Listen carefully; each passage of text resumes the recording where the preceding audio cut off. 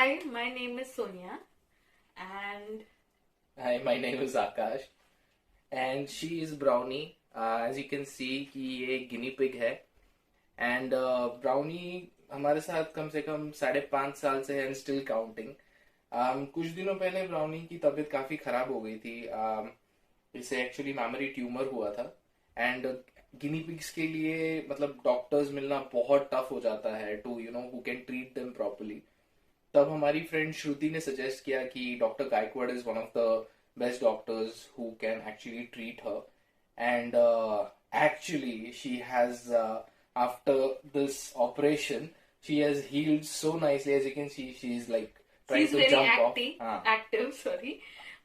तो basically doctor ने देखते ही सजेस्ट किया था कि इसका एक मेमोरी ट्यूमर है जो कि सर्जरी से आप इमिडिएटली निकाल दीजिए।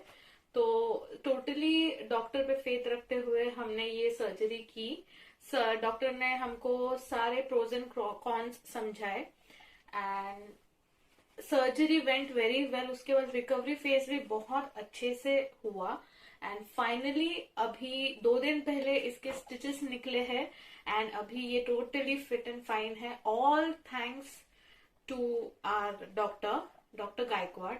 So a very big thank you to doctor and thank you so much.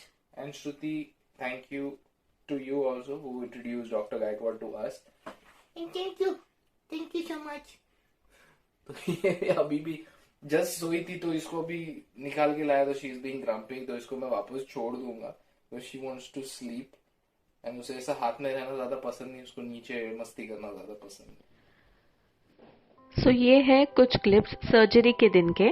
यहाँ पे हेयर्स का रिमूवल करके और वो पूरे एरिया को सैनिटाइज करके क्लीन करके सर्जरी की शुरुआत की गई है। यहाँ पे ब्राउनी को एक हीटिंग पैड पे लिटाया गया था क्योंकि सर्जरी के टाइम पे बॉडी का टेम्परेचर बहुत ज़्यादा ड्रॉप हो जाता है, तो इसीलिए उसको कंट्रोल करने के लिए एक हीटिंग पैड पे उसे लिटाया गया और एक जनरल एनेस्थेशिया का डोज दिया गया था। एनेस्थेशिया के डोज के बाद भी सेंसेशंस काम कर रहे थे, सिर्फ मूवमेंट कम हो गई थी लेकिन उसका आवाज आ रहा था, तो हल्के हल्के मूवमेंट्स चल रहे थे, उसके हार्ट बीट हम ट्रैक कर पा रहे थे। इस तरीके से उस ट्यूमर को पहले कट किया गया। आप देख सकते हैं ऊपर से कुछ ड्रॉप्स डाल रहे थे मेडिसिन के, सो दैट जो कट करने वाला एरिया है वहाँ पे पेन कम फील हो और बेरेबल रहे, क्योंकि नॉर्मली गिनी पिग्स का वेट 700 से 900 ग्राम्स के आसपास होता है, बट इसका वेट 550 ग्राम्स था जब सर्जरी हो रही थी, क्योंकि एनेस्थेशिया के लिए उसका वेट जरूरी होता है कैलकुलेट करना। वो बीमार भी थी इसीलिए उसका वेट थोड़ा सा कम रेंज में था।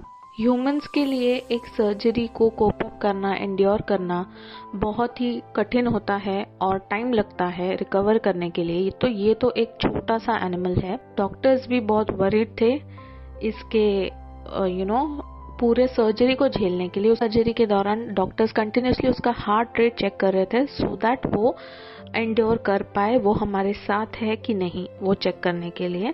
और इस तरीके से अभी उसकी स्टिचिंग चल रही है।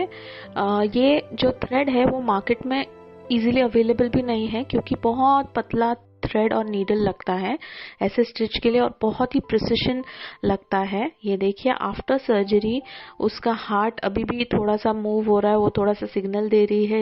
आंखों में भी आई ड्रॉप्स डाले थे क्योंकि वो आंखें बंद नहीं कर पाते, इसीलिए आंखों को डैमेज ना हो इसलिए।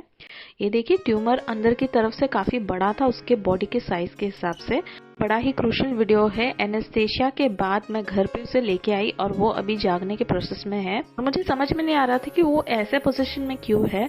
उसके पैर शिवर हो रहे थे, मुझे लगा उसे दर्द हो रहा है, बट बाद में मैंने नोटिस किया कि उसने अपने हाथ फंसा लिए हैं नेक बैंड में। उसके फर के वजह से समझ में भी नहीं आ रहे थे कि उसके हाथ कहाँ पे है। और क्रूशियल बात ये है कि अगर मैंने ये ध्यान नहीं दिया होता तो वो शायद खुद को चोक कर सकती थी या उसके हाथों में भी कुछ फ्रैक्चर आ सकता था। तो इसीलिए फिर उसके बाद मैंने वो हाथों को निकाला क्योंकि नेक बैंड अचानक से सर्जरी के बाद उसके गले में डाला गया था ताकि वो अपने वुंड को, स्टिचेस को काट के निकालना दे, लेकिन ये चीज उसके बॉडी के लिए नई थी तो इसीलिए वो शायद उसको निकालने की कोशिश कर रही हो।